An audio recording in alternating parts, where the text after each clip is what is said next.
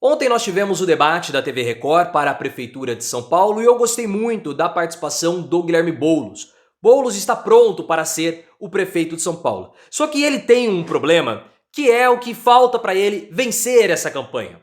O discurso do Boulos não toca a alma. Isso é muito importante. Para você entender o que eu estou dizendo, eu vou te mostrar um vídeo do Lula na campanha de 2022, no debate da Bandeirantes contra a Soraya Tronic. Ali o Lula ganhou a campanha, porque foi a maior resposta da história dos debates. Quando eu vejo aquela resposta, me arrepia. Aquilo sim é tocar na alma da população. E o Boulos, ele não consegue fazer isso. O que é um problema, porque o Ricardo Nunes, ele é o atual prefeito de São Paulo e ele tem realizações nas áreas da periferia, principalmente com a redução da fila das creches. Isso é muito importante.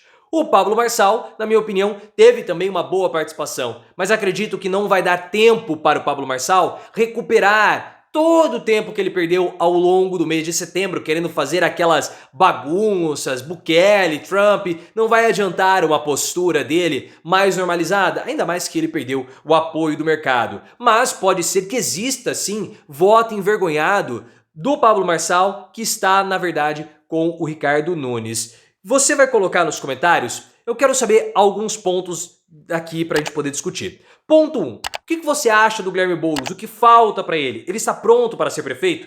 Ponto 2. Pablo Marçal vai ter tempo para recuperar? Existe mesmo esse voto envergonhado? E ponto 3. O que você achou do debate da Record? Acha que Boulos pode vencer? Então like no vídeo e se inscreva no canal. Eu gostei do debate da Record, muito melhor do que aquele debate engessado do Flow. Foi um debate muito menos tenso, foi um debate bem mais suave do que os outros debates que estavam ocorrendo. O Pablo Marçal, ele teve uma postura mais light, uma postura mais tranquila e ele foi bem no debate. É claro, ele não consegue discutir nenhuma proposta, as propostas dele são propostas muito vazias, tanto que ele já abandonou aquela história do bondinho, aquela história do prédio, ele não fala mais porque tudo aquilo caiu por terra. Só que ele fez uma coisa de pilantra, porque ele está associando o Guilherme Boulos ao PT. Ah, mas o que isso tem a ver? Ele está falando que o Boulos é 13. E ao falar que o Boulos é 13, ele induz a população a apertar 13 na urna. Só que o voto do Boulos, o número do Boulos é 50.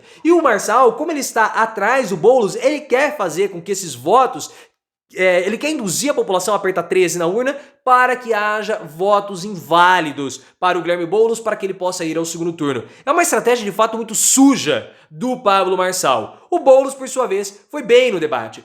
E ele tem a chance de vencer a prefeitura por ter errado pouco. Boulos está calibrando a sua postura, está calibrando o seu discurso e pode crescer nessa reta final de campanha. Já o Ricardo Nunes, ele foi mal. Ele foge de resposta, ele tenta se mostrar uma pessoa calma, mas ele foge. E quando ele fica nervoso, ele tem um tique no olho esquerdo que ele fica piscando. Então dá pra ver quando ele começa a se sentir acuado. Só que ele é o atual prefeito. Ele tem a máquina na mão e ele tem um ativo muito importante que foi ter zerado a fila de creches. Por isso que a aprovação dele na população que ganha até 2 salários mínimos é alta, a votação dele nessa população, nesse segmento também é alto e o Boulos não consegue penetrar nessa parcela da população porque o discurso dele é um discurso que não toca na alma. Isso que eu vi o Guilherme Boulos interagindo com a Marina Helena, aquela mulher é uma anta, ela não consegue nem... ela é muito mal articulada. E o Boulos não pode tratar ela como se fosse café com leite. O Boulos tem que usar esse tempo com a Marina Helena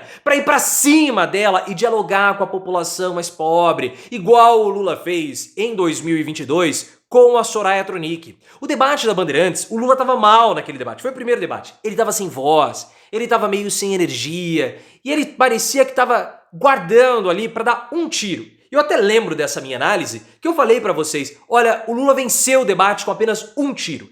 Ele tinha uma bala e ele deu o tiro mais certeiro no momento certo e ele ganhou ali a campanha de 2022. Porque a Soraya Tronic, vou mostrar o vídeo pra vocês, ela fala assim, ah, esse mundo da fantasia que o senhor fala, eu não conheço. E aí o Lula foi com tudo, ele falou assim, você não conhece, mas a sua empregada doméstica sabe, o seu jardineiro, o seu motorista, todos eles sabem o que eu fiz por esse país. Eu fico arrepiado. Vou mostrar pra vocês. Falta isso ao Boulos. Ah, você fica falando da população, mas você não sabe absolutamente nada sobre a pobreza, mas a sua empregada doméstica, você não nem conversa com a sua empregada doméstica, com o seu motorista. Falta isso pro Boulos. E se ele não tiver esse discurso que toca a alma, como o Lula tocou aqui, ele não vai vencer. Eu vou mostrar pra vocês esse vídeo.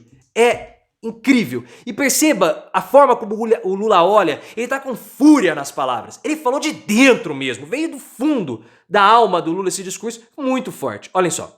Confesso, e esse mundo lindo que o senhor fala só existe na propaganda eleitoral do senhor.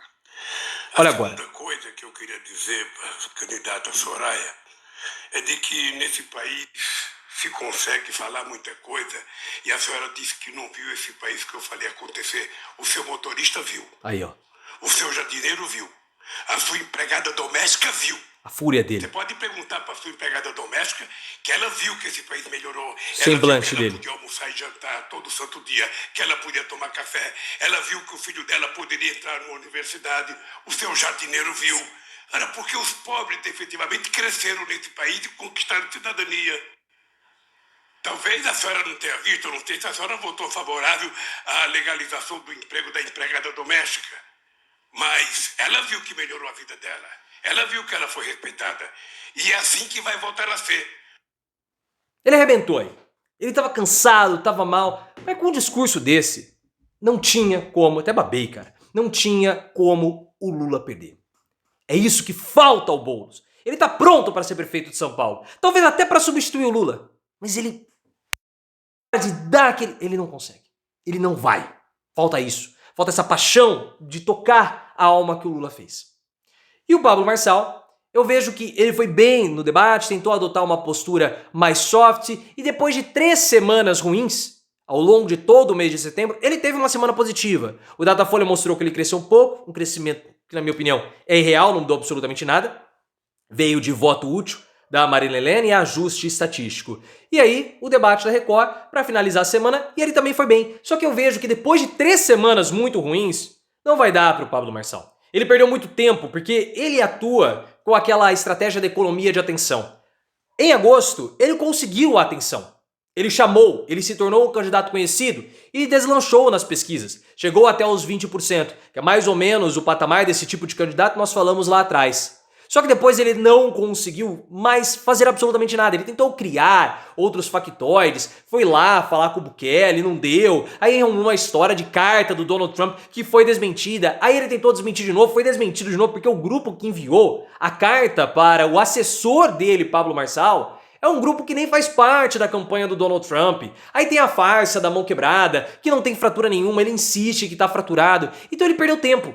E faltando uma semana, talvez ele não consiga mais reverter a rejeição, por ser um candidato fraco, histriônico, mas fraco, sem proposta, sem absolutamente nada. E toda hora acaba voltando à história da cadeirada que o destruiu, porque a cadeirada mostrou pra todo mundo que o Marçal é uma farsa, que o Marçal é o cara que bate em tubarão e depois acaba apanhando de idoso obeso. Ora, faça-me um favor, isso tudo fez de Marçal uma verdadeira piada. E ele perdeu um apoio importante, que foi o apoio do mercado. A Faria Lima, segundo a Raquel Landim, desembarcou da candidatura do Pablo Marçal, porque o Marçal cresceu, a Faria Lima gostou dele como candidato e estava observando. Só que à medida que Marçal começou a patinar nas pesquisas, o mercado gradativamente foi desembarcando e voltando para Ricardo Nunes.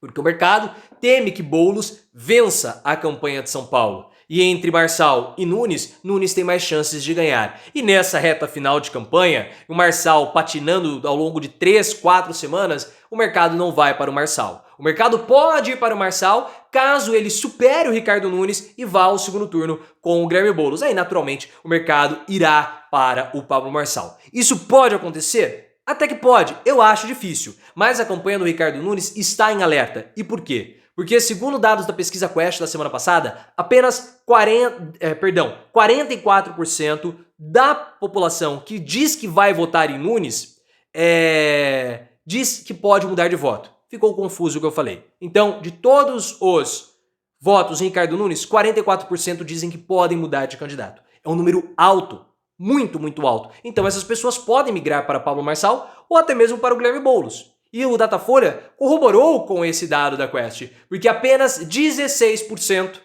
dos votos em Ricardo Nunes são votos já consolidados, aquelas pessoas que dizem que não vão mudar de voto de jeito nenhum. Marçal tem 28%, Boulos tem 37%, 38%. Então há uma possibilidade de mudança, de migração de voto de Nunes para até mesmo Pablo Marçal. E o Ricardo Nunes, no Datafolha, mesmo ele mantendo os 27%, se você for pegar os resultados estratificados, ele está numa tendência de baixa. O próximo Datafolha e a próxima Quest possivelmente vão apontar queda de Ricardo Nunes. Existe o voto envergonhado? O que é voto envergonhado? É um voto que, assim, tem um candidato que ele não é socialmente aceitável. Então, ao invés de eu falar que eu voto nesse candidato, eu voto no outro. Eu declaro na hora da entrevista que eu voto no outro. Então, por exemplo, o Marçal é um bagunceiro. Então, pega mal falar que eu voto no Marçal. Então, eu vou declarar voto no Ricardo Nunes. Só que, na verdade, esse voto no Ricardo Nunes seria um voto no Pablo Marçal. Esse movimento do voto envergonhado não é captado pelas pesquisas. Isso pode acabar interferindo lá na frente. Nunes teme esse voto envergonhado para o Marçal, mas vamos observar. Qual a sua opinião?